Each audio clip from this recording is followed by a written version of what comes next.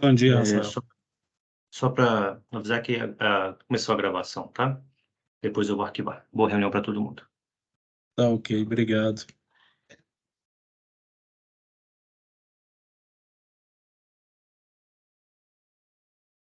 Bom, eu acho que até para a gente cumprir o horário, gente, vamos dar início, né? A, a ideia hoje foi falar um pouquinho sobre os procedimentos da recuperação judicial, tá? É uma matéria, né, que nem todo mundo domina, mas que de grande relevância aí para todas as áreas do escritório, principalmente no cenário atual da economia, né? Estima-se aí que o número de recuperação judicial vai aumentar muito em 2023. Então, é importante que as áreas tenham uma visão, né, ainda que superficial, de como que acontece uma recuperação judicial, de quem pode pedir a recuperação judicial, é, e para saber mais ou menos como é que funcionam os procedimentos, tá? E é uma área que a gente tem dentro do escritório, né? Se alguém, por algum motivo, ainda não tem conhecimento disso, já fica sabendo. Então, vamos lá. Eu preparei um material aqui que eu vou compartilhar com vocês. Eu vou tentar ser o mais breve, tá? Fazendo uma visão, igual eu falei, assim, superficial, porque se a gente for tratar recuperação judicial a fundo, a gente tem assunto para ficar aqui até amanhã. Mas podemos conversar em outras oportunidades também. É claro que, havendo dúvidas, eu estou à disposição. Vocês estão vendo minha tela? Sim. Sim? Certinho, Perfeito. Matheus. Tá vendo em modo apresentação, né? Isso. Perfeito. Vamos lá, pessoal. O que é a recuperação judicial? A recuperação judicial, ela se rege por um princípio básico, tá? Está contido no artigo 47 da Lei 11.101, que é o princípio da preservação da empresa, tá? Por que esse princípio é importante no procedimento de recuperação judicial? Porque ele vai nortear muitas das decisões judiciais proferidas no procedimento, tá? Então, ele tem como objetivo a superação da crise econômica e financeira do devedor, de forma a permitir a manutenção da fonte produtora, do emprego dos trabalhadores, interesse dos credores, estímulo social e também fonte de renda tributária para o Estado. Tá? Nesse viés aí, quem que pode pedir a recuperação judicial? Toda pessoa jurídica regularmente inscrita no Registro Público de Empresas, né? Seja ela na junta comercial ou em cartório, em se tratando de sociedade simples, pode pedir recuperação judicial, desde que exerça regularmente suas atividades há mais de 2 anos, tá? Não tenha tido falência decretada, e se teve a sua falência decretada, que ela tenha as obrigações sido consideradas extintas por sentença transitada em julgado, tá? E não ter tido a concessão do pedido de recuperação judicial há pelo menos 5 anos. E não ter sido condenado por qualquer dos crimes previstos na Lei 11.101, tanto os empresários, sócios, quanto administradores ou o controlador. Contudo, existem empresas que não podem se valer da recuperação judicial. São as sociedades de economia mista, as instituições financeiras, tá? Todas elas, cooperativas de crédito, consórcio, sociedades de plano de saúde, sociedade seguradora e capitalização, por já ter uma regulamentação específica, né? Ela tem os órgãos, todas essas sociedades aqui que a gente lista na exclusão, elas têm uma agência reguladora específica e têm procedimentos de liquidação específicos. Então, por óbvio, elas não entram com os benefícios da Lei 11.101. Tá? A partir dos beneficiários da recuperação judicial, eu abro duas observações que são importantes, tá? A primeira em relação à sociedade anônima, tá?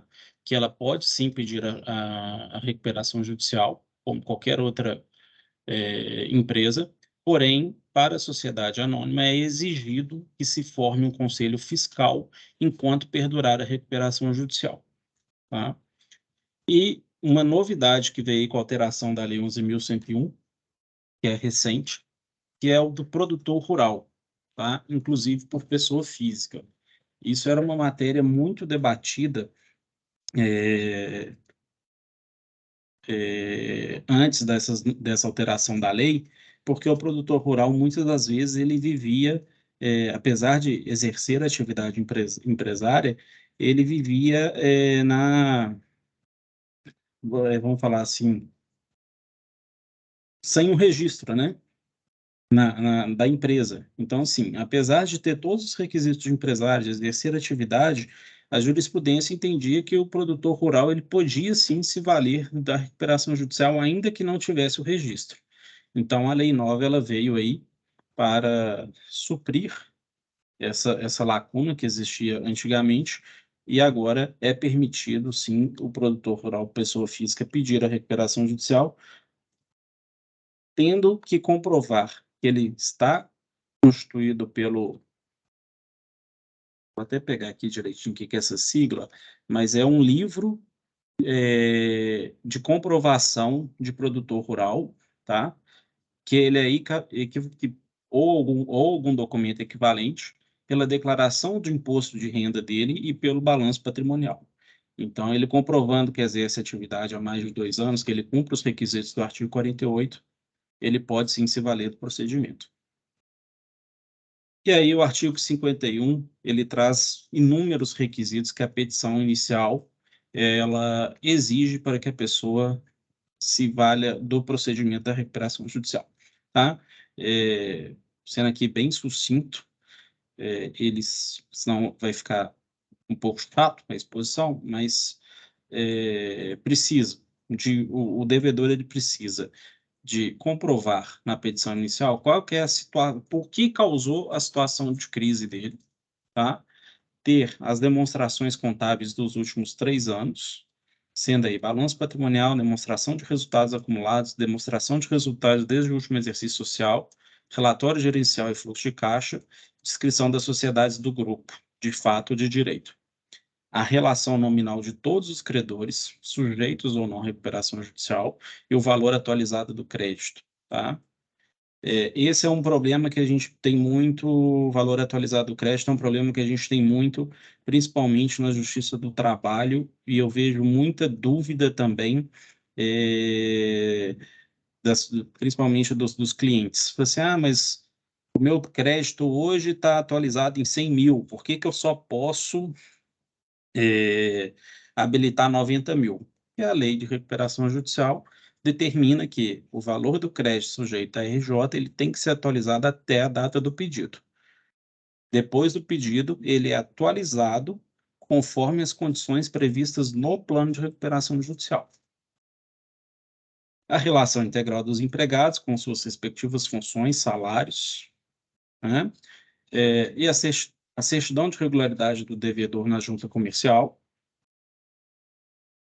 a relação dos bens particulares dos sócios, controladores e administradores, extratos atualizados de conta bancária, informações bancárias, né, completas, certidões de cartórios de protesto. Esse aqui é um documento extremamente importante, porque caso haja a convolução dessa recuperação judicial em falência, a data do primeiro protesto, ela serve como balizador para que seja fixado o termo legal da falência, tá?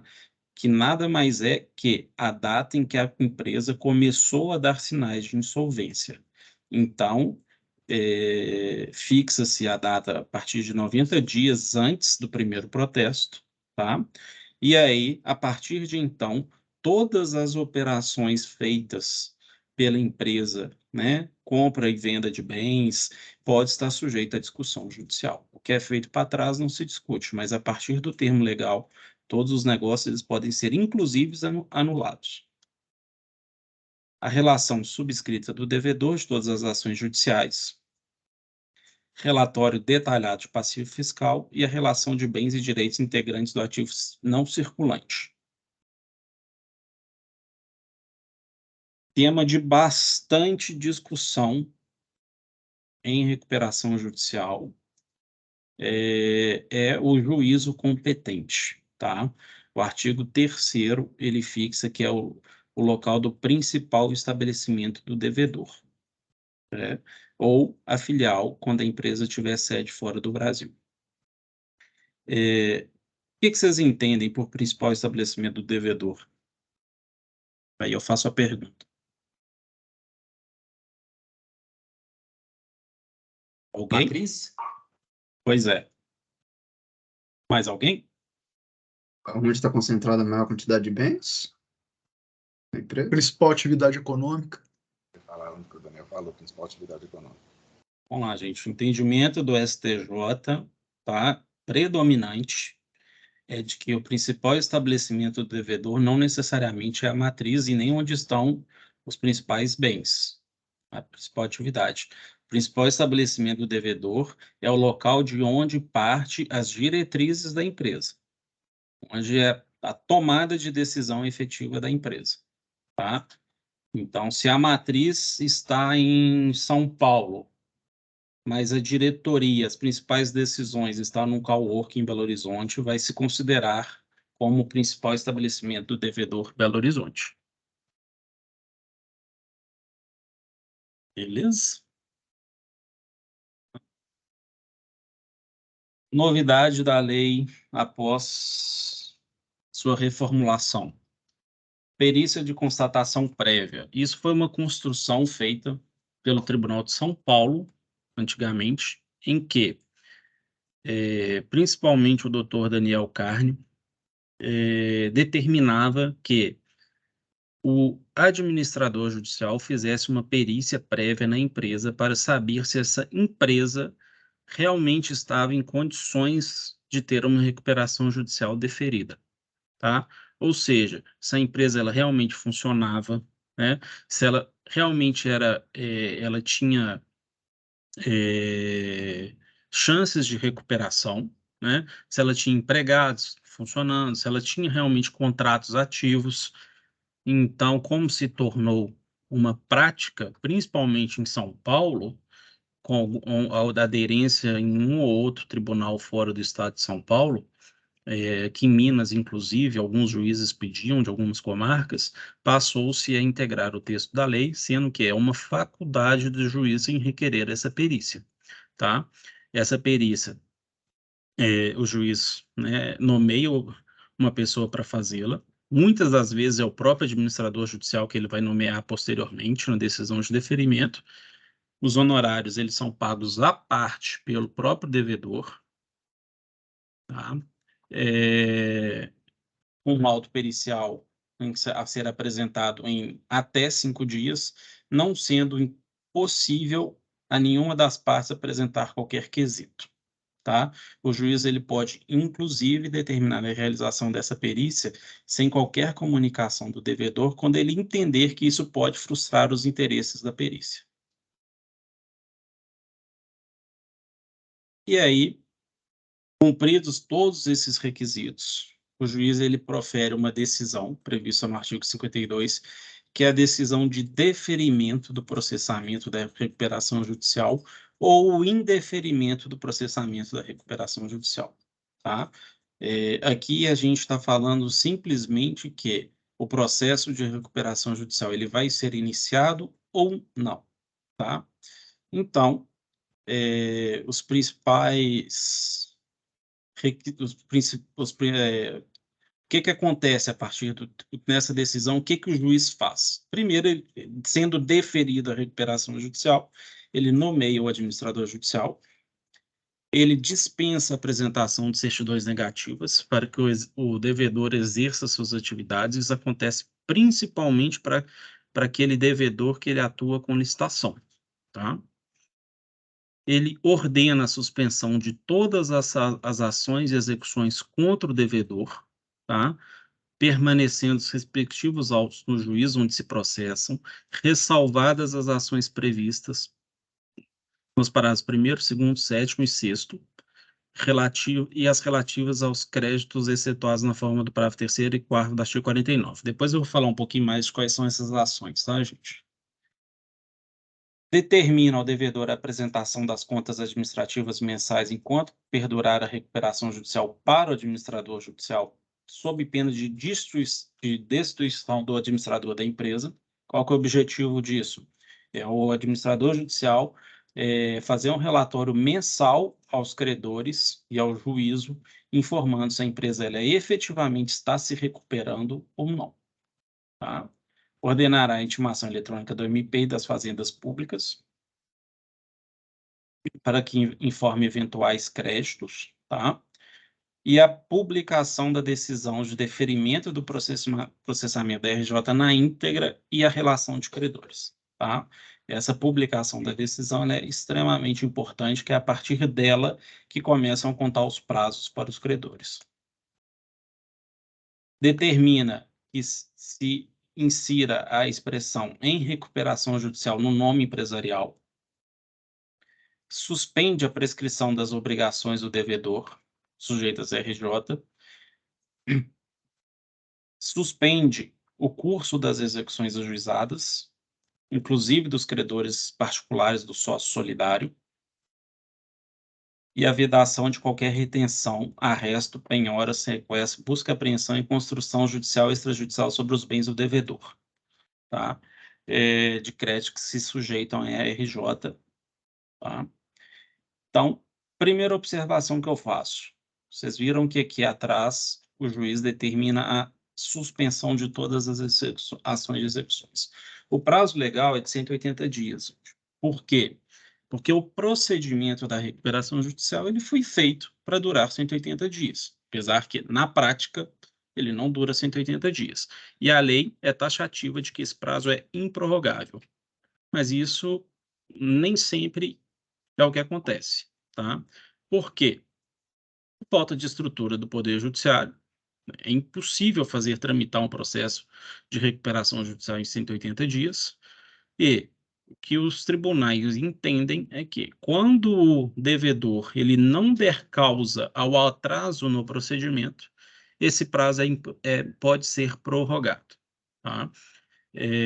Por quanto tempo? Ad eterno. Tá? Já vi decisões que vai até a data da Assembleia Geral de Credores e já vi decisões que vai até mesmo a concessão ou convolução em falência do devedor. O que isso impacta na vida do nosso cliente? Tá? Impacta que, se você tiver uma execução trabalhista, uma execução civil lá, do nosso cliente, contra alguém que está em recuperação judicial, a gente não pode fazer nada. Tá? A gente tem que ficar com o processo paralisado enquanto a recuperação judicial ela não é processada. Okay? Desde que o CRES seja sujeito à recuperação judicial. A outra observação que eu faço. Mesmo que o crédito tenha sido extraconcursal, vamos supor que a gente tem lá um equipamento que está em alienação fiduciária, tá? E esse crédito, por ter uma garantia fiduciária, ele é extraconcursal.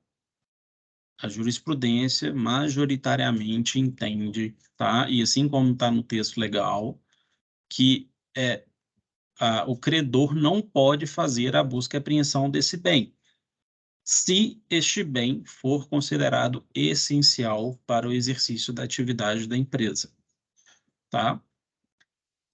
Caso que aconteceu comigo, uma transportadora de lavras, tá? Todos os caminhões da empresa estavam em alienação fiduciária. Em um determinado momento, a gente conseguiu provar de que a empresa não utilizava todos os caminhões na sua atividade empresarial. Tá? Oportunidade em que aqueles caminhões que estavam em garantia ao cliente, eles poderiam ser apreendidos. Depois de muito tempo, no Tribunal de Justiça, a gente conseguiu provimento para fazer a apreensão dos veículos com essa prova. Ok? Alguma dúvida até aqui, gente?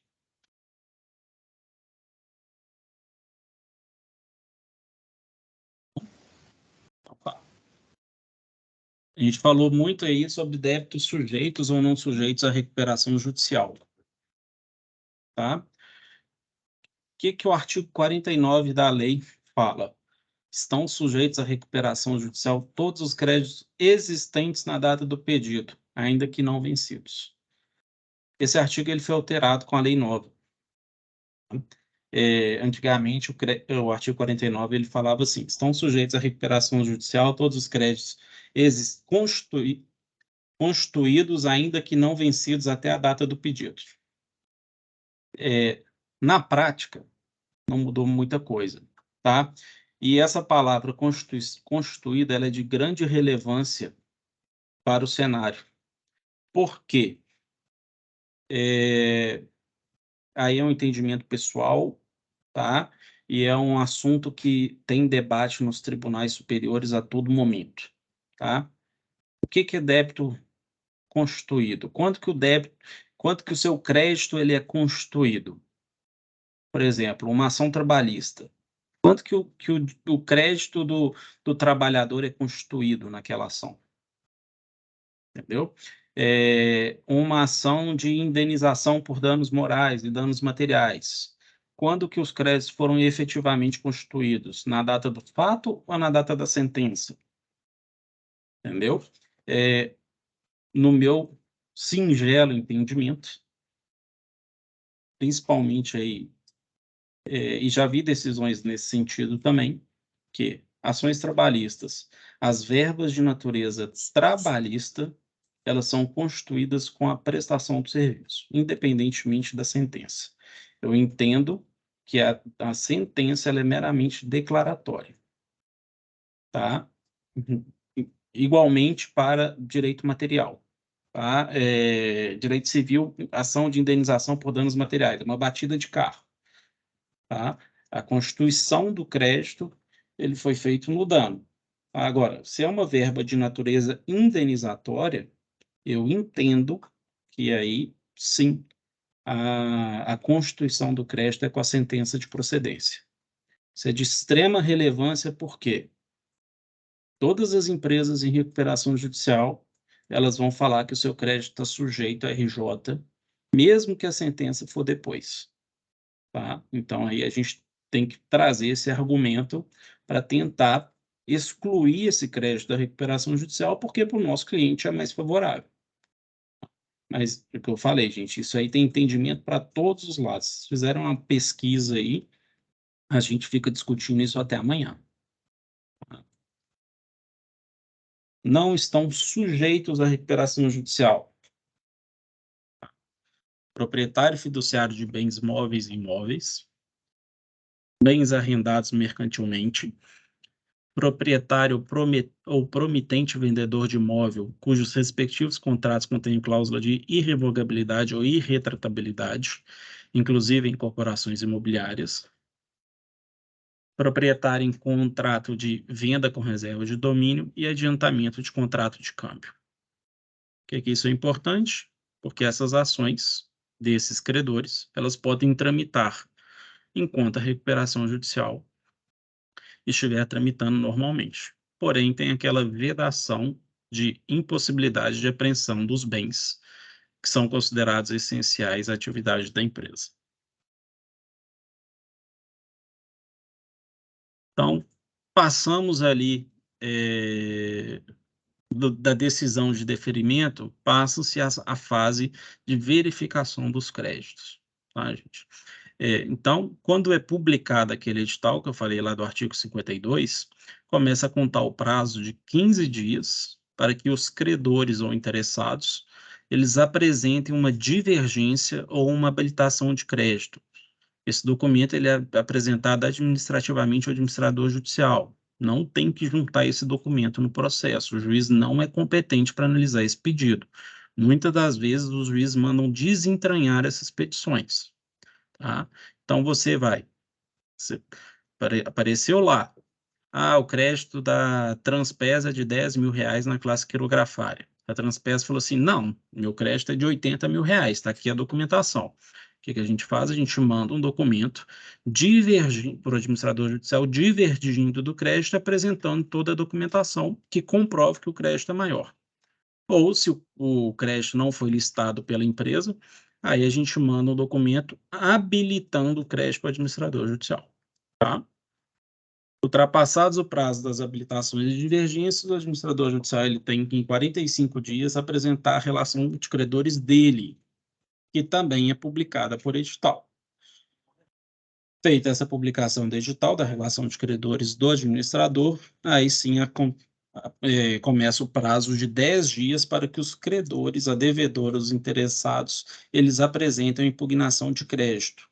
Aí sim, na via judicial, por meio de incidente processual. Tá? Aí, como já houve verificação pelo administrador e você entende que o crédito ainda está errado, você vai pedir para que o juiz defina a questão por meio de incidente processual.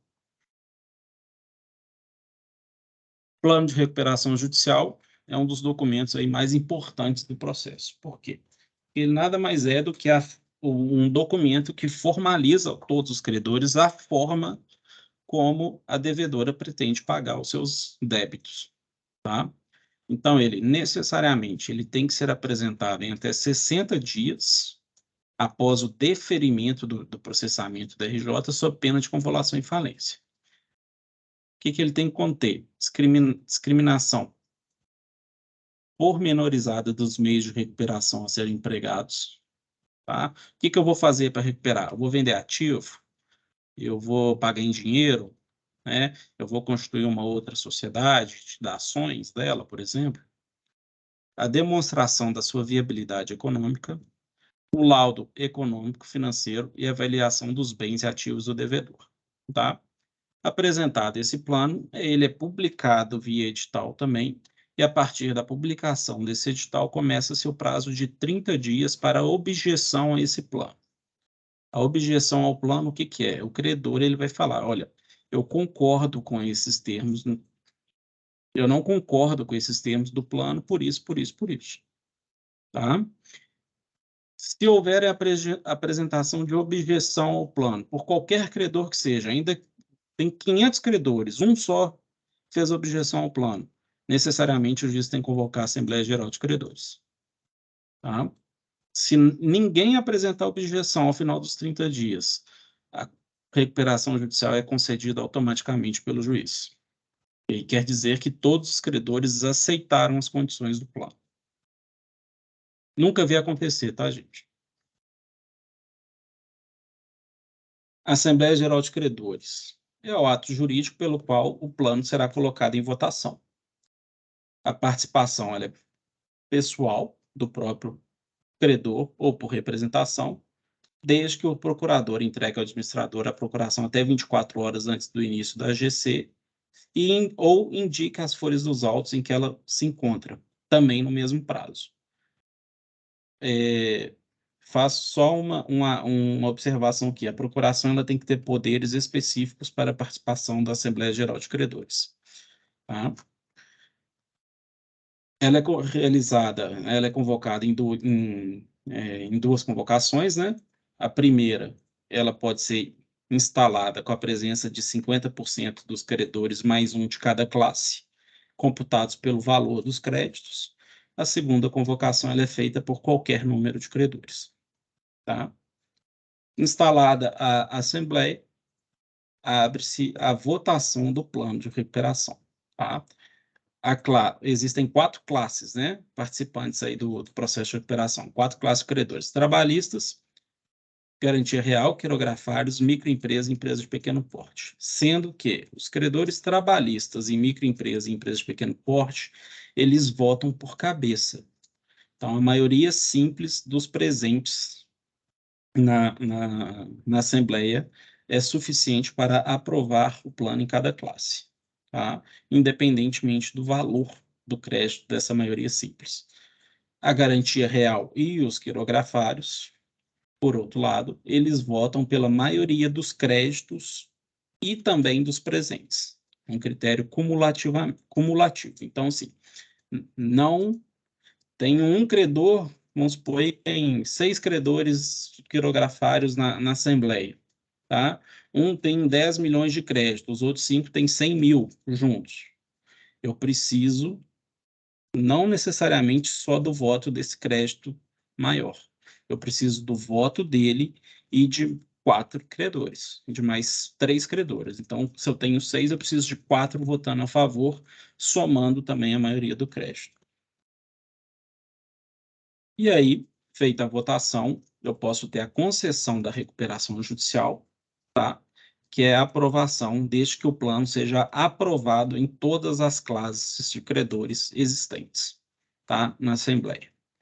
E aí, o administrador judicial, ele apenas noticia o que aconteceu na Assembleia para o juiz, e o juiz, ele é vinculado ao resultado da Assembleia, tá? Ele apenas homologa o que foi decidido pelos credores, ou decreta falência. Então, se o plano for aprovado pelos credores, ele concede a recuperação judicial. Se o plano ele for reprovado pelos credores, ele decreta a falência da empresa. Porém, tem uma hipótese legal do artigo 58, que é a aprovação forçada do plano pelo juiz. Tá? O que é isso? Esse artigo 58 ele tem tudo a ver lá com o artigo 47, que é o princípio da preservação da empresa. Que o juiz ele impõe aos credores discordantes a aprovação do plano, já aceito pelos demais, desde que aí ele pode utilizar qualquer dos critérios, tá? Desde que o voto favorável dos credores representem mais da metade do valor de todos os créditos presentes à Assembleia, independentemente das classes. Ou a aprovação das 3 classes de credores, ou, caso haja somente 3 classes de credores, a aprovação de pelo menos 2, ou, caso haja 2 classes de credores, a aprovação de pelo menos 1. Então, se eu tenho 4 classes, 3 delas aprovou. Se eu tenho 3 classes, 2 delas aprovou. Se eu tenho 2 classes, 1 aprovou. Ou, se na classe que houver rejeitado o plano, eu tenho obtido voto favorável de mais de 1/3 dos credores. Aqui, a lei é omissa se o cômputo de 1/3 de credores é por cabeça ou por valor. Eu acredito que deve ser utilizados os mesmos critérios para aprovação de cada classe. Tá? Então, isso aqui é aprovação forçada baseada no princípio da preservação da empresa. E aí, o juiz proferiu a sentença dele, homologando o resultado da Assembleia. Tá? O que acarreta essa decisão? Tá? Ela é uma novação condicionada do crédito. Tá? Então, a partir do momento em que o juiz proferiu a decisão de concessão da RJ, a empresa ela fica sobre uma vigilância judicial por 2 anos. Tá? Durante esses 2 anos, a empresa cumpriu o plano certinho com a supervisão do administrador judicial. Se o administrador judicial relatou que o plano foi cumprido de acordo com o que nele foi disposto, aí sim acontece a novação efetiva do crédito. Tá? O processo ele é arquivado, tá? E aí o valor é efetivamente novado. O que eu estou falando, gente? Se eu tenho um crédito original lá de 100 mil reais, o plano informou que eu vou receber em 10 anos, em 10 parcelas anuais e com deságio de 80%. Significa que eu vou receber 20 mil reais em 10 parcelas de 2 mil reais. Tá? Se a recuperanda, nos 2 anos após a concessão, tiver cumprido o plano direitinho, de acordo com o que foi proposto, ela pagou lá, por exemplo, as 2 primeiras parcelas de 2 mil reais, aí tem um título executivo de 80 mil reais, de 20 mil reais, e não de 100 mil reais. Então, aconteceu a novação do meu crédito. Se a empresa não cumprir o plano dentro desses 2 anos, se ela descumpriu qualquer obrigação que ela se colocou lá dentro do plano, aí sim a dívida volta à condição anterior. Não ocorre a novação do crédito. Por isso que a gente fala que um dos efeitos da concessão da recuperação é uma novação condicionada a termo, tá? E, não sendo cumprido o plano, é decretada a falência, tá? Vamos supor que lá na votação da RJ o plano foi reprovado. Então, decretação da falência, rito processual específico. O rito da falência ele é muito parecido com o da recuperação judicial, tá, gente? Aqui eu estou me atendo só à recuperação judicial para não ficar muita coisa. Depois a gente pode falar só da falência. E aqui eu fiz um breve fluxograma para a gente finalizar e abrir aí para questionamentos de vocês sobre como que funciona a recuperação judicial. Então, o credor ele apresenta lá a petição inicial. Aqui, esse fluxograma aqui que eu peguei, ele está um pouquinho atrasado. É que entre a petição inicial e o deferimento da recuperação judicial, o juiz pode determinar a perícia de constatação prévia, logo na sequência o deferimento da recuperação judicial. Deferido a recuperação, publica-se o edital e abre-se o prazo da relação de credores. Percebam que a apresentação de credores e a apresentação do plano, eles correm lado a lado. Os prazos, eles tramitam concomitantemente. Então, eu tenho aqui a fase de verificação dos créditos, que está aí do lado esquerdo, né? Apresenta a primeira relação de credores, prazo de divergência ou habilitação diretamente ao administrador judicial. O administrador judicial apresenta a segunda relação de credores com as retificações que ele fez. Prazo de impugnação judicial, tá? Publicação de edital e prazo para impugnação judicial. Depois das impugnações é formado o quadro geral de credores, tá? Definitivo, tá? E, paralelamente, tramita o processo normalmente, com a apresentação do plano, prazo de 30 dias da publicação do edital, objeções, realização de assembleia de credores, concessão da RJ e fiscalização do cumprimento do plano.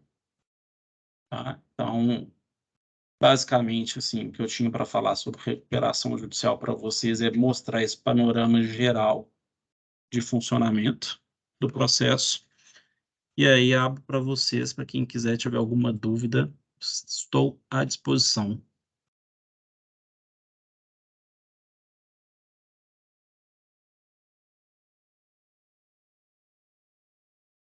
O Matheus, bom Oi. dia a todo mundo. Bom Eu cheguei dia. atrasada porque eu estava atendendo cliente, tá? Desculpa. Ah, não, sem problema, Márcio. Pessoal, eu queria saber, Matheus, sobre a recuperação judicial específica da Americanas, se você já chegou a estudar o assunto e se tem alguma especificidade que foge à regra geral, algum ponto assim de relevância para o procedimento de recuperação em geral, assim, que você já vislumbrou isso. Se você já teve essa oportunidade de estudar. Não, Márcio, eu não estudei o processo de recuperação judicial da Americanas, tá? Até onde eu tive notícia, né? Até onde eu acompanhei, ele estava na fase de deferimento, já tinha sido deferido o processamento, né? Com a fase de publicação do edital, mas eu não tenho conhecimento a fundo do caso, não. Alguém já estudou esse assunto e deu alguma lida sobre as decisões, etc., que pode contribuir aqui para a gente? Porque eu acho que esse assunto é bem relevante, né? Porque é uma empresa, um grande conglomerado e ninguém esperava, né? Essa situação. Do ponto de vista societário, trabalhista, alguém já leu alguma coisa relevante?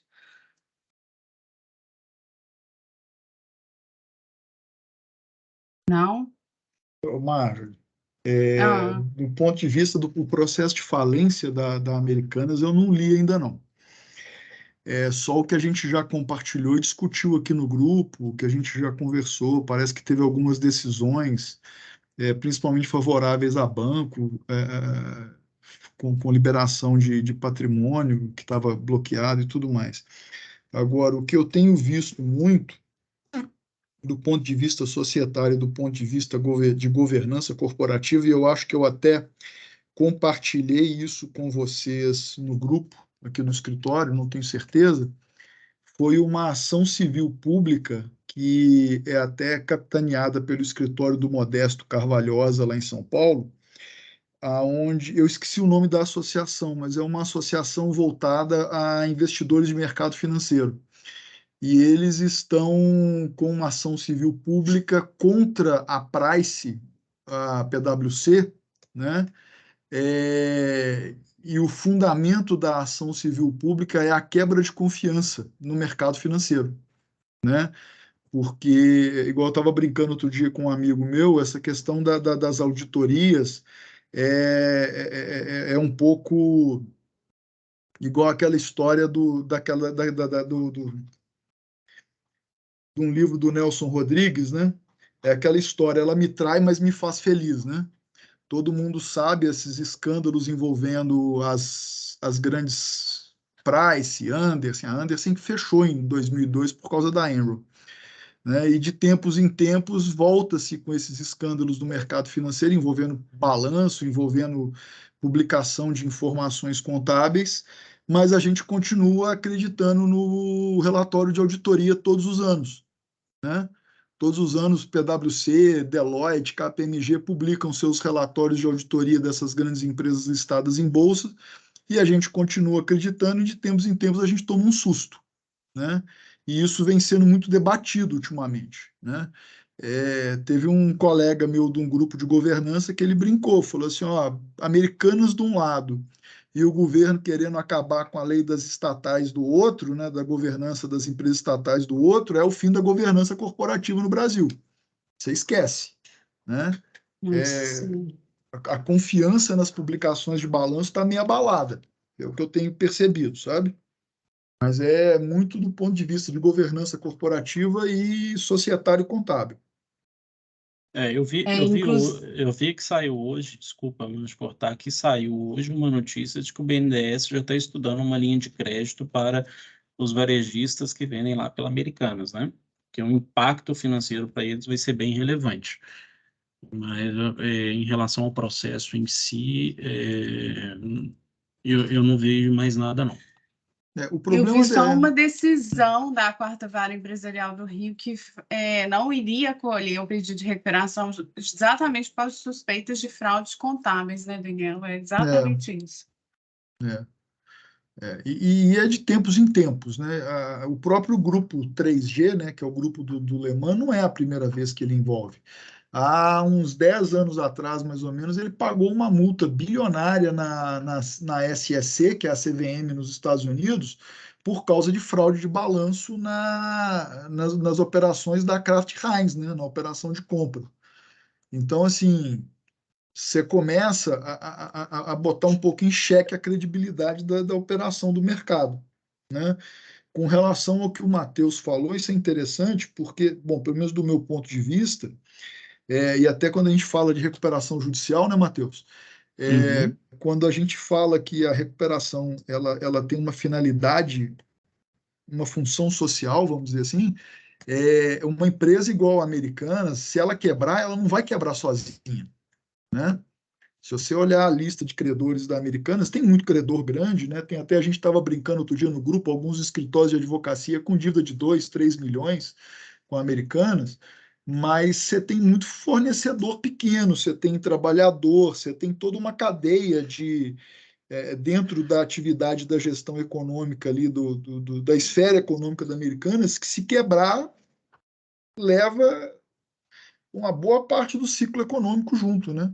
Então, Sim. Uma operação dessa do BNDES, ela tem uma função de ser, né? Exatamente. O efeito dominó, né? O Daniel, assim, agora uma curiosidade, última coisa. Do ponto de vista da governança corporativa, já tem alguma coisa que as pessoas estão, os doutrinadores, né, os estudiosos, têm pensado para rever esse ponto em se fixar tão fortemente nos relatórios contábeis e etc.? Já tem algo a sendo revisto aí? O pior é que não tem alternativa, pelo menos não com a tecnologia atual, a gente não tem muita alternativa, né? O problema todo da governança corporativa, e aí depois a gente pode fazer uma aula só sobre isso, um encontro só sobre isso, é que ele é uma operação que depende das pessoas. Eu posso ter uma estrutura de governança perfeita. Se as pessoas decidirem não adotarem aquele sistema, não adota, né? Do ponto de vista contábil, as regras contábeis elas são muito bem estruturadas, mas como a contabilidade hoje ela tem se aproximado muito do direito, principalmente, né? 2 mais 2 não é mais igual a 4, do ponto de vista contábil, vai depender onde é que eu vou alocar esse 2 dentro das minhas contas, que é o problema da Americanas. Você cria uma margem de manobra que, se a pessoa tiver realmente de má fé, ela consegue burlar, por melhor que seja o sistema. Entendeu? Infelizmente. Entendi, obrigada. Mais alguém, Nada. gente? Alguma questão? Eu tenho com relação à recuperação judicial da Oi. O Matheus estava explicando no início aí que você tem um tempo, né, para fazer um novo pedido de Isso. recuperação judicial. E a Oi parece que fez esse pedido assim logo após finalizar o plano dela de recuperação judicial. Parece que tiveram novas dívidas oriundas na recuperação judicial. Eu fiquei confuso com relação a esse ponto, cara. Será que foi uma Isso. exceção para a Oi, por ser a Oi? Então, qual que é o problema? Eu vi que o Banco do Brasil falou que vai bater forte nisso aí, né? Qual que é o problema da recuperação judicial da nova Oi, né? Os requisitos para recuperação judicial é não ter tido há menos de 5 anos a concessão de recuperação judicial. O problema é que a concessão da recuperação judicial ela é feita muito antes do arquivamento da recuperação judicial, né? Então, já que o arquivamento ocorre pelo menos 2 anos depois, é bem provável, tá? E eu não sei te falar de cabeça, se esse prazo de 5 anos aí da decisão que concedeu a recuperação judicial já passou, tá? Obviamente, gente, assim, eu acho imoral, né? Você pedir recuperação judicial da recuperação judicial. Para mim é caso de decretação de falência. Mas aí o texto da lei, se ele tiver já passado 5 anos da concessão, tecnicamente, não há empecilho para pedir a nova recuperação judicial. Entendi. Não, valeu. Obrigado, Matheus. Tá?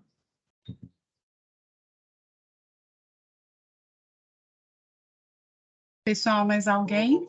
Só uma curiosidade que eu queria falar com o Matheus, que Uhum. mais cedo ele estava dando um exemplo, que ele virou e falou assim, eu nunca vi isso acontecer. E eu estava lembrando aqui, na hora que vocês citaram o caso da Oi, que eu já passei por um processo, uma vez eu advogava para um dos credores, que a gente teve uma recuperação judicial, a recuperação foi encerrada, teve a segunda recuperação, e o credor para o qual eu advogava, ele tinha créditos pendentes da primeira recuperação e da operação posterior. Às vezes acontece. Igual eu falei, eu acho imoral, sabe? Para mim é caso de decretação de falência. Desvirtua o processo, né? Essa ideia é viabilizar a empresa já está dando sinais de inviabilidade, tá pedindo a recuperação judicial da recuperação judicial, não faz sentido, sabe? A impressão que eu tenho é que a recuperação judicial, a lei, né, a 1101, ela dá muita margem, né? Essa questão do crédito extraconcursal, quanto que é o momento, tem muita margem para manobra, para você argumentar, né? Ô, Lucas, sim. E é por isso que em assunto recuperação judicial, comumente você vai ver discussão no STJ sobre o tema. As discussões elas não param sobre os mesmos temas, tá? Até pouco tempo atrás, a discussão era com o novo CPC, que estabeleceu a contagem de prazo em dias úteis, se na recuperação judicial os prazos contavam em dias úteis ou corridos. Você tinha decisão para os dois lados. Tá? Então, assim, essas questões todas aí que eu coloquei na dúvida aí para vocês aí, prazo de prorrogação de 180 dias, da suspensão das ações, bens essenciais ou não essenciais, Novação de dívida, juízo competente, vira e mexe, isso é discussão no STJ. Entendi. Tem espaço para desconsideração da personalidade jurídica nesses casos ou não? Em caso de convolução de falência, sim. Eu não adentrei muito ao procedimento da falência aqui, porque a gente ia ficar muito tempo aqui discutindo. Mas aqui em Belo Horizonte, a maioria não, todos os administradores aí que estão na onda, né? Que aqui tem 4 aí que pegam a grande maioria das recuperações judiciais de Minas, eles pedem desconsideração da personalidade jurídica em caso de Entendi. decretação de falência. Que é a extensão dos efeitos da falência, né? Entendi.